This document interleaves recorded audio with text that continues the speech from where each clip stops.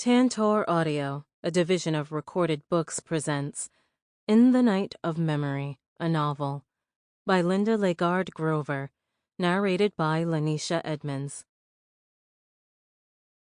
The Surrender of Children. 1. Azure Sky. Our mother, Loretta, gave us the most beautiful name she could think of. She gave us a memory, one that I have told to Rainey so many times that to her it has become real, though I wonder if it never happened at all and is only one of my dreams. And when Rainey was 4 and I was going on 3, our mother gave us to the St. Louis County foster care system. It was the same year that Duluth's mining heiress Elizabeth Cogden was murdered by her daughter and son-in-law. The crime was spectacular, and although it happened decades ago now, it is still talked about around town, and every time it comes up, I think of my mother. She and Miss Congdon, whose lives never intersected, are linked in this single way. Rainfall Dawn and Azure Sky are our real names, the ones Loretta wrote down for our birth certificates, though she called us Rainy and Azure most of the time, when she wanted something or was stressed or had been drinking, or all three, baby and sister. Rainy was baby because she was born first, and I was sister because I came second, a year and a half later. Nobody has called us baby and sister since the morning Loretta was getting us ready to go on that cab ride to the county. We haven't seen her or heard from her since, I think. I'm not sure.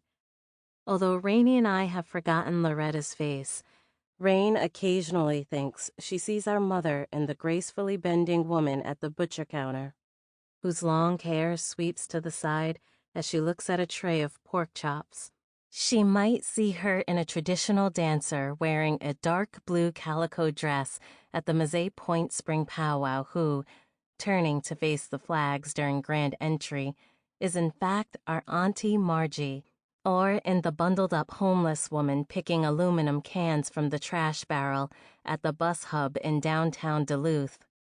I have forgotten our mother's voice, yet I still hear her husky whisper from the night she woke us to see the northern lights and watch her dance. And it is this memory that I choose for us to keep, whether it was just a dream or really happened. And so my mother still whispers to me, when it starts to rain and drops of liquid quench the thirst within the sparse leafiness of the old maple tree in the front yard, the wet patter deepening on saturated leaves, rolling water onto the dryness of exposed roots. She whispers to me in the absence of rain, on days that the wind picks up and scatters dry leaves across a sidewalk, in the breaking of a city bus, or in the weighty freedom of northern lights in the night sky.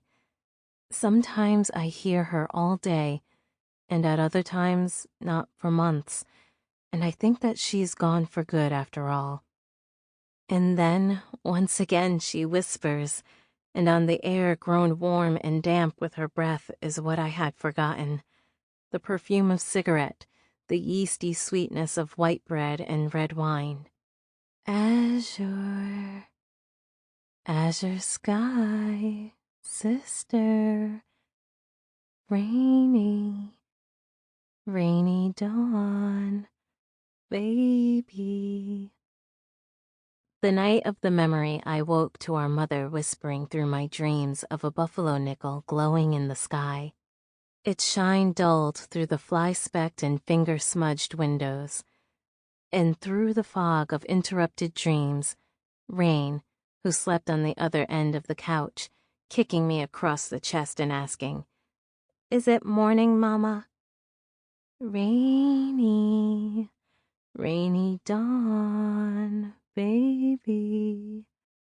I would recognize the sound of her voice today if she sat behind us on the bus.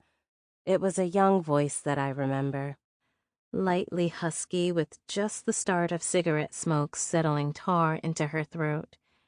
Today, it would be lower in pitch, I suppose, but I would know the urgency and loneliness of our mother's solitary life and plaintive speech. Would she remember who we were? Rainy, small, and azure tall? Would she recognize what we have become, two halves of one sister? Our mother, if she is still alive, would recognize us. There is no doubt about it. She would recognize us. She is our mother, after all. Of course she would. From the bus seat behind mine and Rainie's, she might see only the backs of our heads, but would know us anywhere. She would remember the color of Rainie's hair. The darkest brown shot through with red highlights. This morning, combed and parted by me, exactly down the middle. Rainie is so short that in turning my head I can see the entire top of hers, where her braids have been crossed and tightly pinned from ear to ear. Where her hair is parted, her vanilla caramel skin is slightly reddened from the sun.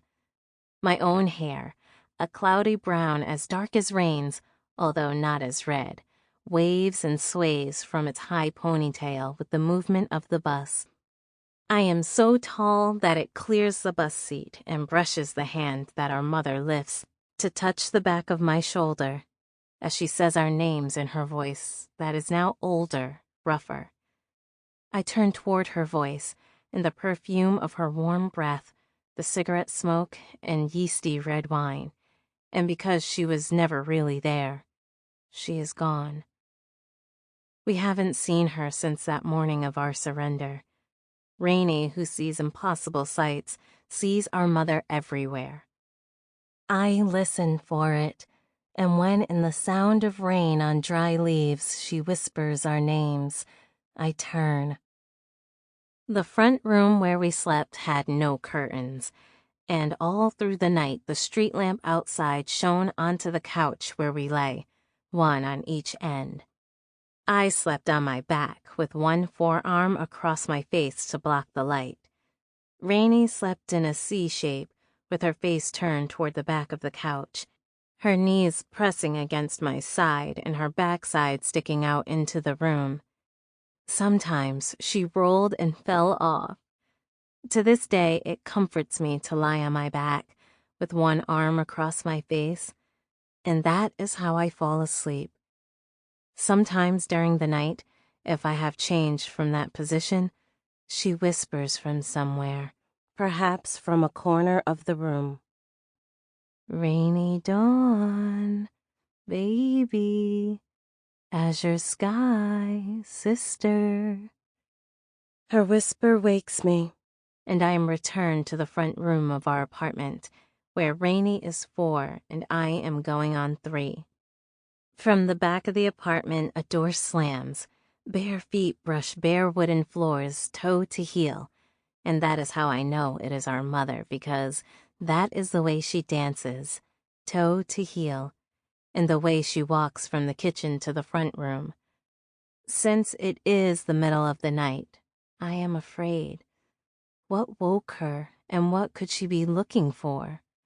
What dreadfulness follows and chases our mother through the apartment in the middle of the night, causing her to wander from her bedroom to the front room and then the kitchen, checking the doors to ensure that they are locked, fretting and muttering, pacing, translucent under the moonlight and streetlight in her white t-shirt and gray sweatpants.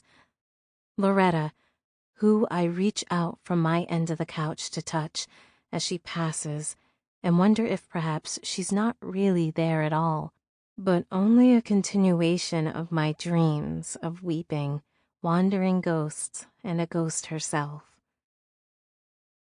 The night of the memory, the ghost who is really our mother enters the front room, blocking the glare from the street lamp. Rainie wakes on the other end of the couch and, kicking me across the chest, asks, "Is it morning, Mama?" No, it's still the middle of the night, but you have to see this." She wraps the blanket that we share around Rainie and picks her up because Rain is so small and easy to carry. She takes my hand. "Azure, are you awake? Come on, big girl. Come to the back porch and see. The back porch is the fire escape off the door from the kitchen. Through the window over the kitchen sink, I can see that the sky from the back of the apartment building is bright.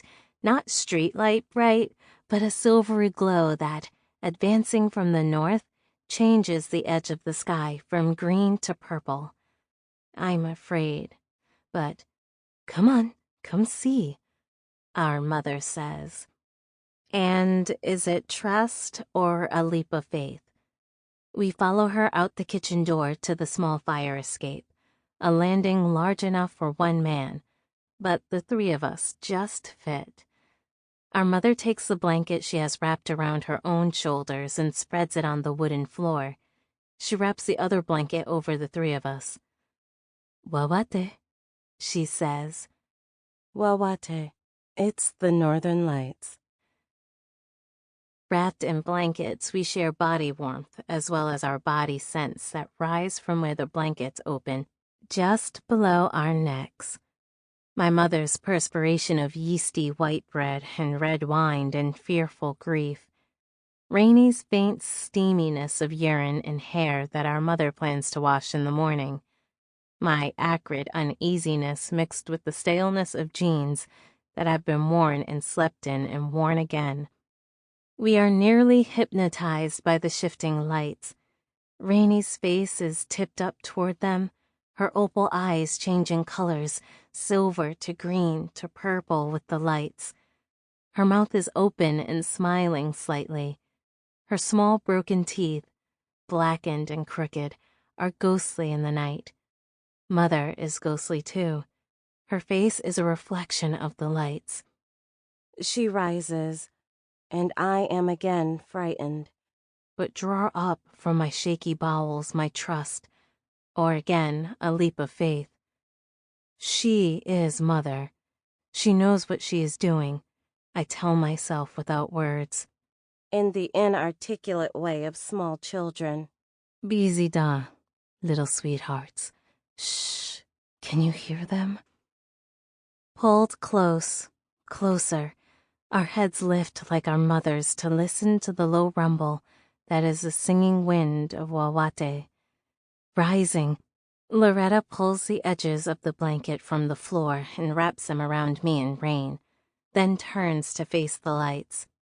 She sways, and then she is dancing in the style of Ojibwe traditional women, hands on hips and feet kneading the fire escape floor. Its boards softened with age and weather, pivoting half circles left to right, right to left, lifting the invisible eagle feather fan in her left hand to return the song of prayer that is the creator-giving gift of Wawateg. Rainy reaches for my hand and slides hers under mine, the way she would back then, when she was 4 and I going on 3. Just the same way she does today. In the warmth of the blanket and the stillness of the night air we fall asleep, eyelids closing slowly, because there is all the time in the world to watch our mother dance with the northern lights.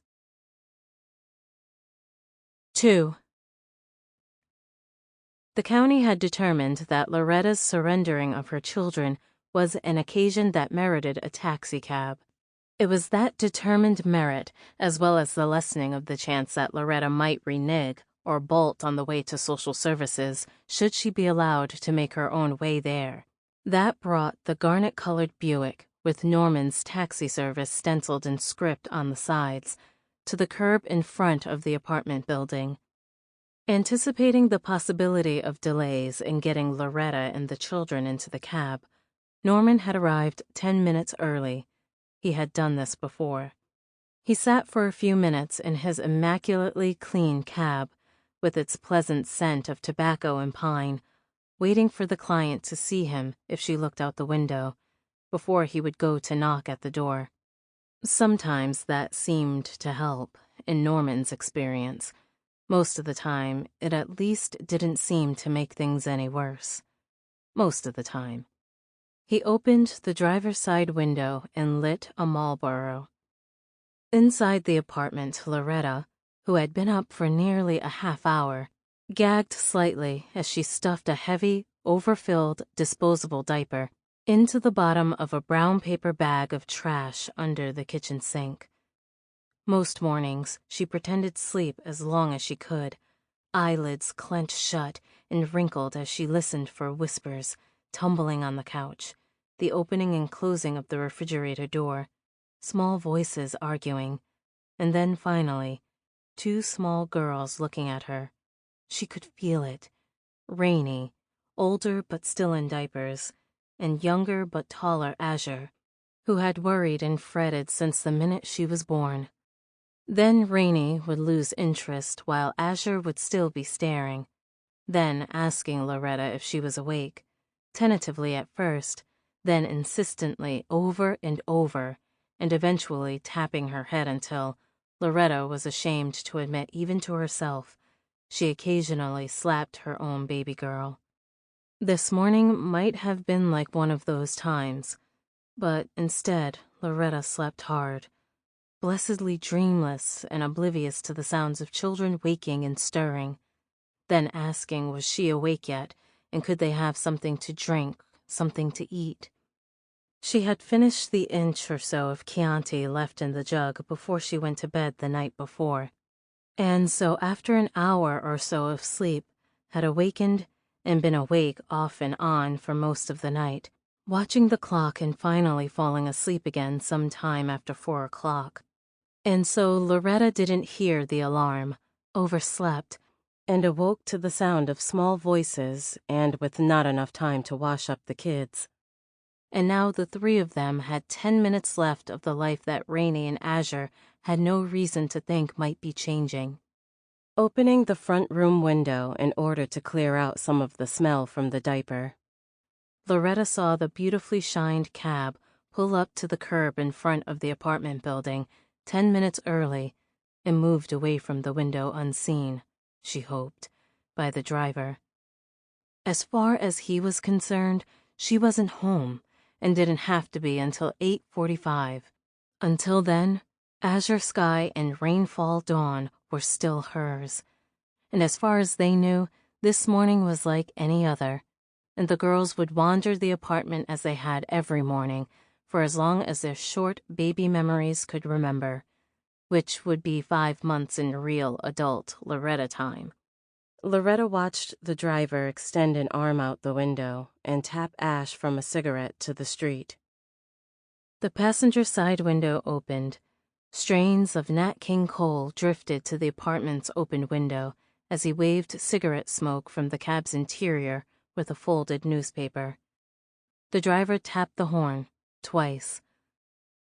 After waiting another 5 minutes for Vicki Lawrence to finish singing "It Must Be Him," he tapped it twice again and then got out of the car, extinguishing the cigarette in his palm, and tucking it behind his ear as he walked quickly up the sidewalk and took the outside stairs 2 at a time, an older man, long-legged, spider-like in his movements and very thin.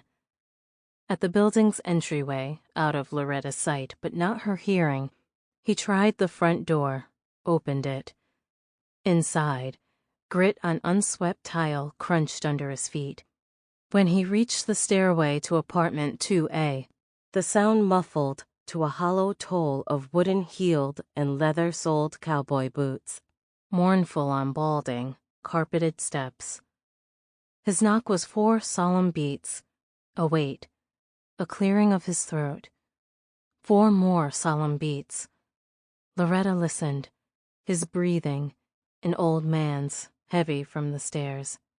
"Somebody's at the door, Mama." Rainy sputtering her S's. He would have heard Rainy. She would have to let him in. They each had their instructions from the county, his to help her carry luggage, hers to cooperate if she didn't want the police called. Loretta opened the door, and the odor from cooking, sleeping, and the diaper at the bottom of the brown paper bag under the sink rolled out into the hall. The man didn't seem to notice the smell or the mess. Instead, he politely removed his hat. "Norman's cab. What do you need me to take, missus?" he asked her, as if she were a regular paying customer who might tip. Rainey tells me that she doesn't remember any of this, but one day she might, all of a sudden, the way she French braided her hair 10 years later when Dolly took us to the beauty school, as if she remembered how to do it from one of her previous lives. I think that somewhere inside of her mind, our previous life with our mother and our surrender is as real as if it is happening right now, just as it is to me, Azure. I remember. It is a memory and it is real, both at the same time. I am in her bedroom, half hiding. Loretta nods towards the corner next to the door. Those two things, she answers the driver. I don't want to get out from under the bed. Azure Sky, come out of there, sister. Time to go. Loretta had intended to wash the girls up really good at the kitchen sink because the shared bathroom was down the hall, and she didn't like to see or talk to the other tenants who wanted to get in. The always pin-curled elderly woman who would ask again if it was her kids who peed on the seat, and could she remember to watch for that and clean it up because nobody likes a dirty bathroom. Or the overweight man who carried a bottle of Lysol with him and wiped the doorknob down with the rag before he touched it, but who didn't put the seat down after and didn't always flush. And the bathtub, pitted porcelain so stained you couldn't tell which streaks were already there and which smears might have been new, and you didn't want to find out by using it. She had intended to wash their hair, to brush it until it shone, Rainey's dark brown with those red highlights, and Azure's springy waves, and then comb and section and braid so smoothly and perfectly that the people at the county might say, "There must be a mistake here. Anybody can see that their mother takes good care of them." And they would return to the apartment, perhaps even in another cab ride, all three. The county would leave them alone, and the old lady in pin curls would tell Loretta that she was a good mother, and the fat man with the bottle of Lysol would report to the landlord what quiet, well-behaved children Loretta had, no trouble at all and a pleasure to live next door to. The folks from Mozhay Point would come to visit, and Auntie Beryl would remark on how nice Loretta kept the apartment. Loretta would finish school, go to college, become a teacher, and her girls, growing up, would have nice teeth and pretty clothes. And then she overslept. Well, they were dressed anyway. Loretta bent Rainey's pot-bellied little body into a faded red corduroy jumpsuit, the tiny girl's wrists and ankles flexing compliantly in her hands. She smoothed the knots of fine auburn and brown hair that had tangled into an egg-sized wad at the back of Rainey's head as she slept. "Want help with the kiddies too, missus?" the cab driver asked, as though he thought she was Queen Elizabeth. Rainey went right to the man, held her arms out to be lifted onto his hip, wrapped her legs around his waist. Loretta directed him to carry the cardboard box that she had folded, flap over flap, across the top. "Give me a minute." She ducked into the kitchen and quickly ate a slice of bread, this to settle and weight her stomach and absorb the smell of wine on her breath. The bread rose, backing up. Loretta swallowed again, hard, and it stayed down. She breathed into a cupped hand, inhaled. Yeasty, fruity, not too winey, she decided, and returned to the front room, where Norman was holding Rainey with one arm and the cardboard box under the other. "All right, let's go." Loretta picked up her leather suitcase, the kind that used to be called a grip. "I'm hungry, Mama." Azure said this in the same whiny voice she used to ask if Loretta was awake. Those mornings just before she had slapped her, Loretta recalled, which caused tears to drip down the back of her throat onto the slice of bread, which they salted. She swallowed both and pulled the last of the bread, the heel, from her pocket and handed it to her younger, bigger girl. "I'm hungry too, Mama." Rainey reached for the bread, starting to cry when Loretta slapped her hand. Azure tore a piece from the heel and held it out to Rainey, who dropped it onto the floor. Loretta dug between the couch cushions for Rainey's pacifier, which her smaller, older girl slid between her lips and began to chew. The man is kind to me, calls me little lady. I want to sit in front, but he tells me I need to sit by my mother. I tell him what I had heard Loretta tell the landlord. We're going for a ride, that we're not gonna live with our mama no more. Sitting next to Mama, I kick the seat back of the driver's seat. He doesn't say anything. Loretta, holding Rainey, moves my foot and takes my hand. Her own hand is damp and hot, and the nails are chewed. The cab smells nice. There is a little cardboard pine tree hanging from the radio knob. He asks if we are warm enough back there. Says he can turn up the heat. Rainey falls asleep in minutes. The pacifier falls out of her mouth. Loretta opens a tube of Lifesavers and tells me I have to have the pineapple because it won't leave my face stained. Loretta remembered that she hadn't brushed her teeth and rubbed her sleeve across them. She wondered how she looked. Too late now. She put the thought of her teeth out of her mind and read the taxi license. Norman McNeil was the owner-operator, it said. He owns his own cab.